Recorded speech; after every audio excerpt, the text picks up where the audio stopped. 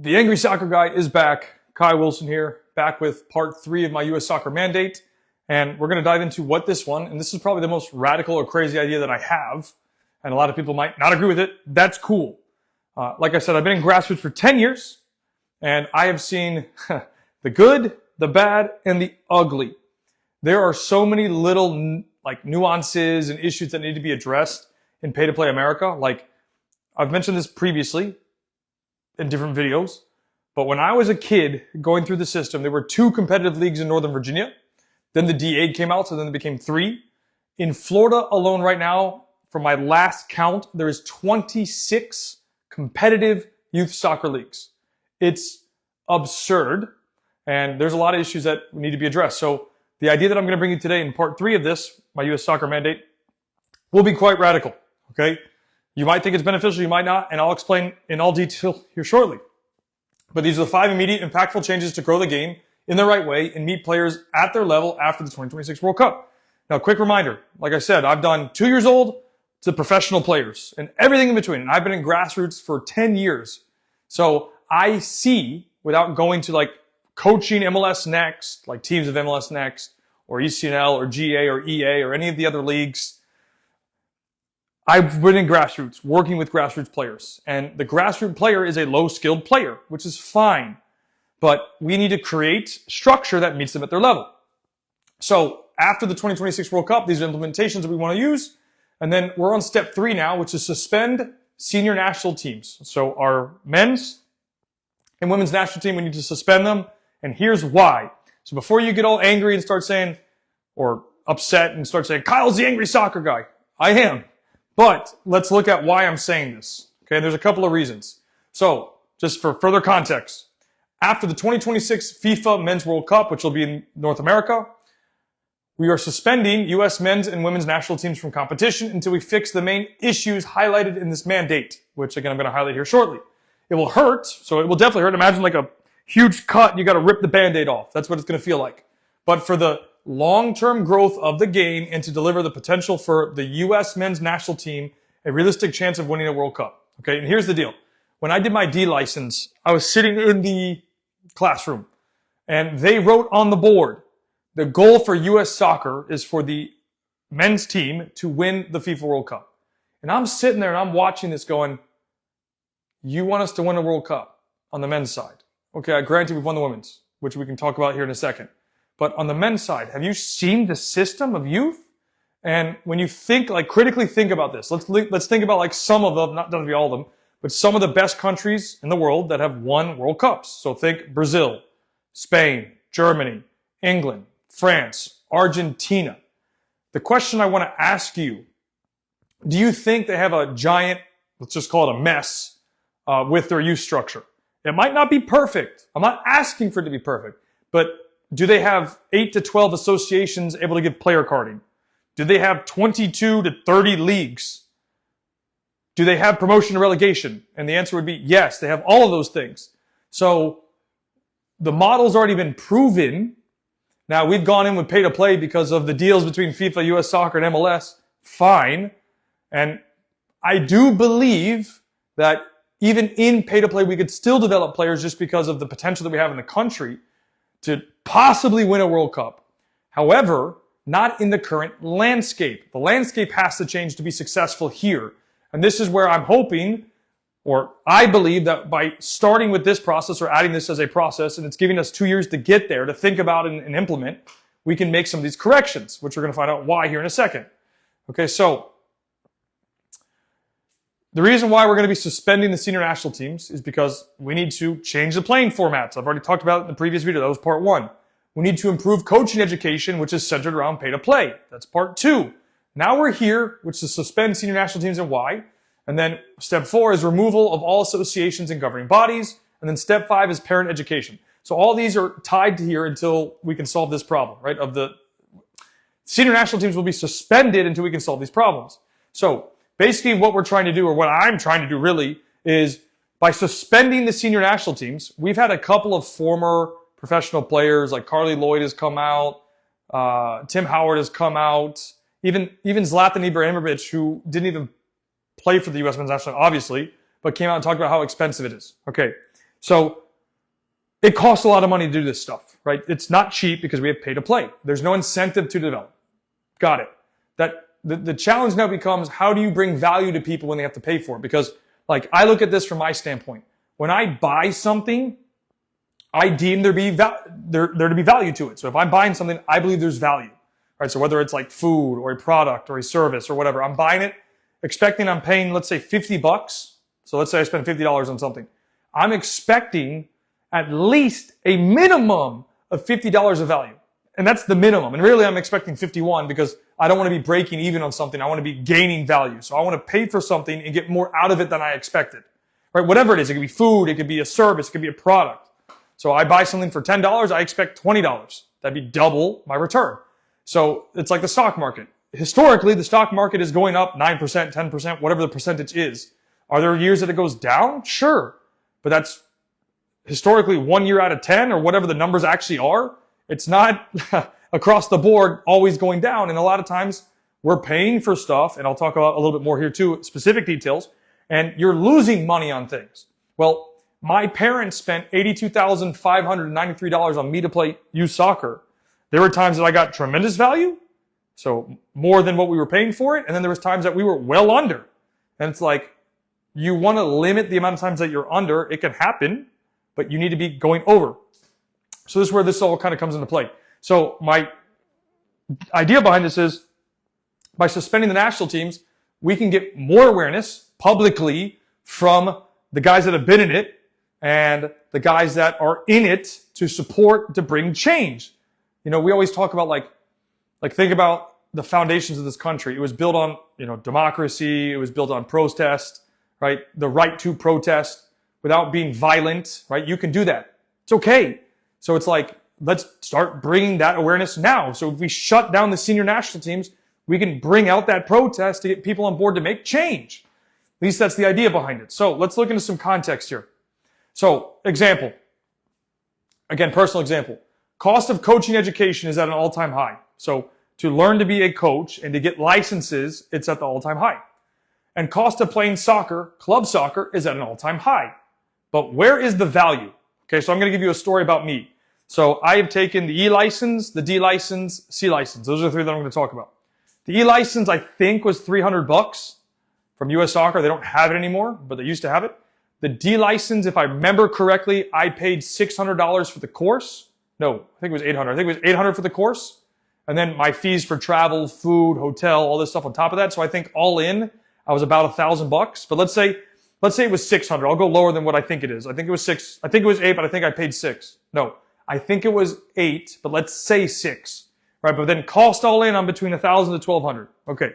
And then I did the C license. The C license cost was $1,700 just for the course, plus travel, food, stay, so on and so forth. I was about $2,500. And then you got to also count in, opportunity cost of money that I lost on top of that from not being able to work and do things. Okay, so there's a cost associated with all this. So let's just call it $2,500. It'd actually be higher if you count my opportunity cost. So it'd be like $5,000, $6,000, whatever the number would be. But the point is, let's just focus on that. Now, when we talk about the value, I don't believe when I took these courses that when I took them, I got value from it. So again, let's use the C license, $1,700. I would say if I had to put a value on how much I got out of it, I would say $500. So I lost $1,200. So I paid $1,700, but I feel like I got $500 out of it. So I lost $1,200. That sucks, right? So like, I didn't feel like I got what I put into it, if that makes sense. Now that's not, somebody might say, oh, it's the instructor. No, it wasn't the instructor. It's the course. Do the instructors add their details to it and stuff? Of course they add their details, but they can only present what is given to them. They have to follow the curriculum. So they follow the curriculum and they have to present those pieces.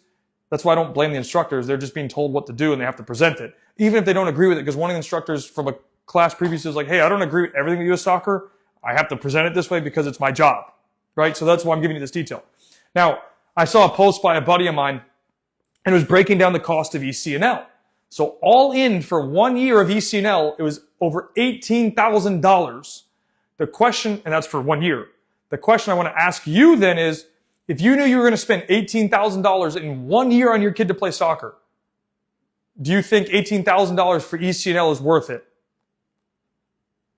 I've never played ECNL. That's why I'm asking the question. My guess would be no. $18,000 to play ECNL?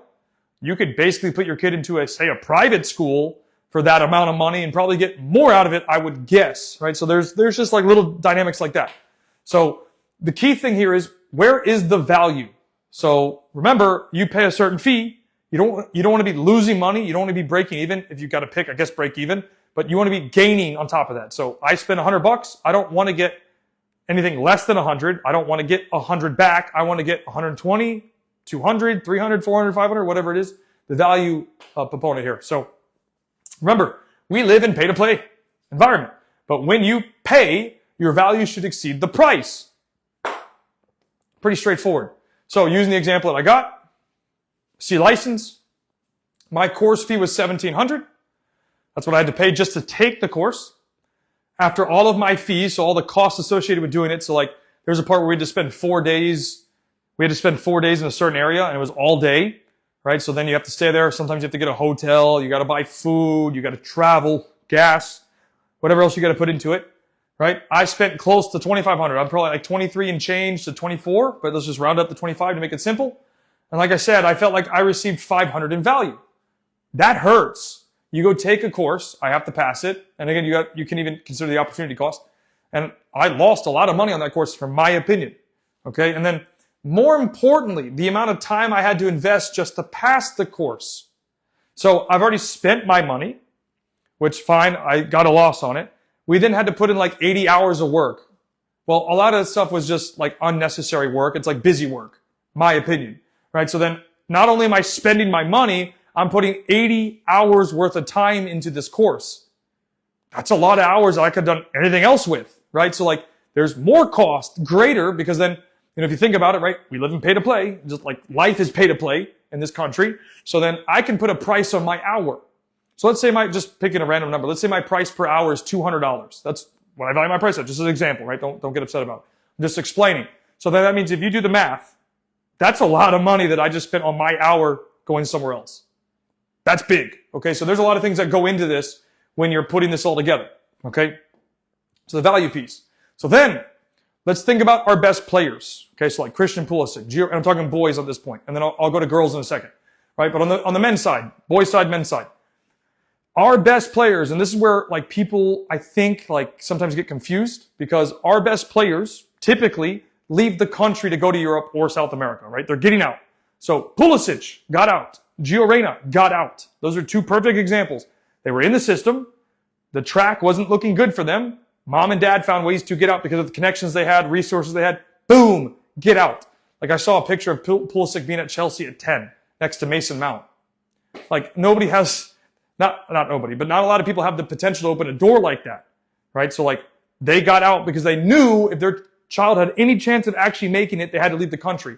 And they probably realized that if they were staying, they were screwed.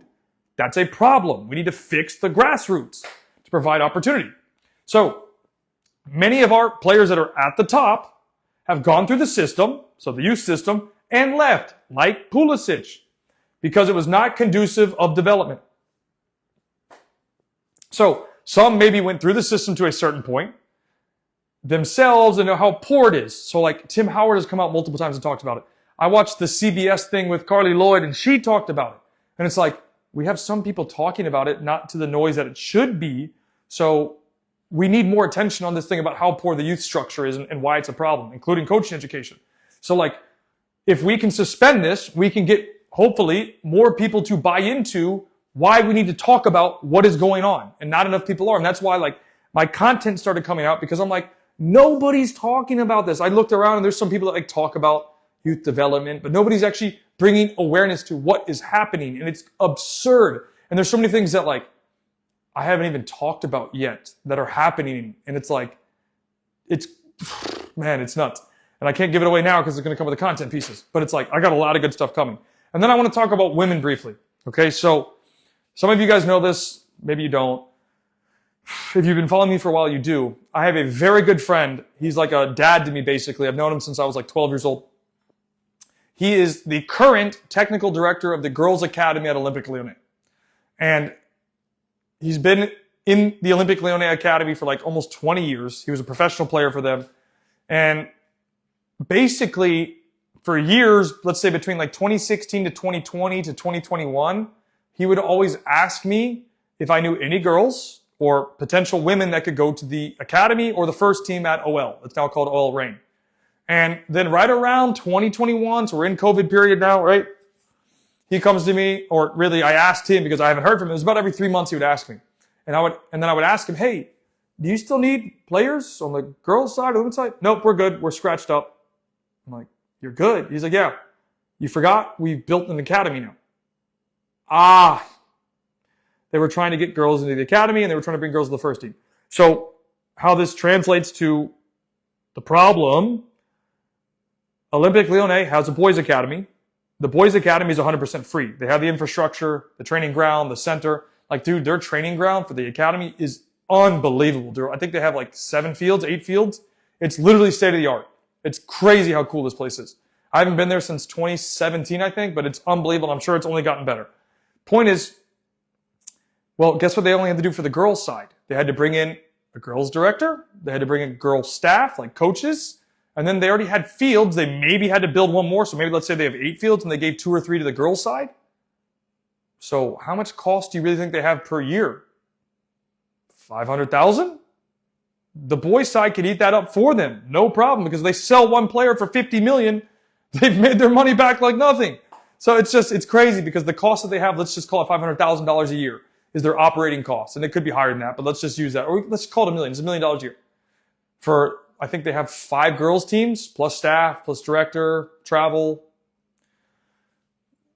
I mean, it's nothing comparatively, like, for what we're talking about. For a club of that size, $1 million a year is nothing. If they sell one boys player or they sell one girls player for a decent amount of money, they pay it all back in change. So now because it's free, they can pick the best players in the area, if not the region, if not the world at some point. And it's like the doors have just opened and expanded. Well, that's what compensation for formation brings you when you're not using pay to play. People don't have to pay anything for it, and it's state of the art, or it can be state of the art. So there's just so many like little dynamics. And when he's telling me we don't need them anymore, and I'm going, oh man, women's soccer in our country is in trouble because all of our best programs are pay to play. MLS academies on the boys' side are free, but the girls, there is no girls' academy that I know of, and there might be one somewhere, okay. But across the board, they're not free. So that should be a red flag for you. It's a huge flag for me. And so that basically tells me the women's side in the long run is going to struggle, which is why in the last World Cup they didn't do well. But then you might say, oh, well, the Gold Cup. I think it was the Gold Cup or CONCACAF Gold Cup, or maybe it was something else. They won. Okay, they won. Cool. But let's look at the long-term game. Probably the chance of us winning another World Cup is going to shrink significantly just based on the information I gave you, because all the big academies in the world, or almost all of them, are investing into women's football big time now. It's about to explode probably like men's football. So just be aware about that, okay? So here's where it gets real sticky as well. This is a true story. So I've been posting all this content, right? A coach of an MLS team, can't give the name, can't give the club he coaches for. I can't even give you his position because you'll be able to do some diving. But he called me. He's on the pro staff. He's like, hey, I want to talk to you. We talk on the phone. I'm like, okay. He's like, I need to talk to you. Got some questions. Want to pick your brain. Cool, whatever. I'm talking to him. This is a guy of a professional club in the MLS. And he's on staff of the pro team. So he's not a player. He's a coach. And first thing he says was, Kyle, all of your content is so right. I'm like, okay. So tell me your situation. I got a son. Okay. Young kid. He's 9 years or younger. And he's like, dude, all the stuff you're talking about is so right. Every team is just about money. All they do is kick it, boot it, and send it. I'm paraphrasing this, obviously. And he's like, nobody's actually teaching. And he's like, I'm considering taking my family and going home, because he's not from the U.S. And he's like, because they're not doing the right things in youth. He's like, that is a red flag, and I'm so glad you're talking about it. And I'm like, okay. So I have people like him telling me that this stuff is happening, and he's at a high level. Well, hello? Like, does that not just ring alarm bells to everybody? He's like, all the stuff you're saying, Kyle, is so right. It's unbelievable. I can't believe the stuff you're saying is true. And I'm like, why do you think I'm talking about it? It's a problem. And so when he told me I'm considering leaving to go home, back to my home country just for my son to develop, he couldn't believe how bad the youth system was. That should be like a 50 million times red flag. It should be going off. And this conversation was a month and a half ago. And it's just like, dude, I don't even know what to say at this point. And like, you're going to say, oh, well, Kyle's just angry. Okay, I'm angry. I'm angry because the system, it's not designed for kids to be developed. And when you have people at that level talking about it, that should tell you, holy crap, press the red alert button. We are in crisis mode. Like he's considering leaving his job, going back to his country to try and help his child just to be able to develop. That's how big of a problem it is for him. Because he knows what it takes to get to a high level. Anyways, it's just like, man, it's so crazy. So I hope that makes sense. Here's what's the next thing we're going to talk about: unification under one governing body and association. And I don't want to give you too much about it, but that's the next thing. This will be part 4. But this is the main piece here with the senior national team. You're probably saying, well, Kyle, you are completely crazy. You're right. And you have to be a little bit crazy to be successful. I think, though, by doing this, and hopefully it wouldn't be a long-term thing, but we could get the players, the current and former, to be able to come out and speak and then say, you know what? We have to fix all of these problems. And if we then take it seriously, we can then actually do some things. Okay, so maybe I'm crazy. For sure I'm crazy. But at least you have an idea of solutions that I have to at least bring awareness to help solving these crises and problems that we have. If you like the video or audio, share this, please, and I'll see you in the next one.